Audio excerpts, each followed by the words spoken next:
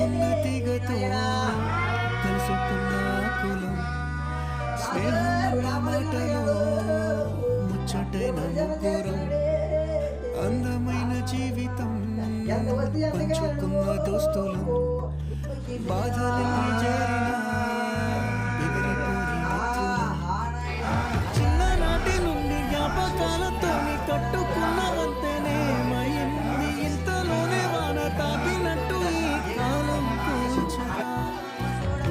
మనకు మధ్య దాచుకున్న మాటలంటూ లేనే లేవు ఇంతవరకు ఇప్పుడెందుకో దాచిపెట్టే ఈ బాధే లోతున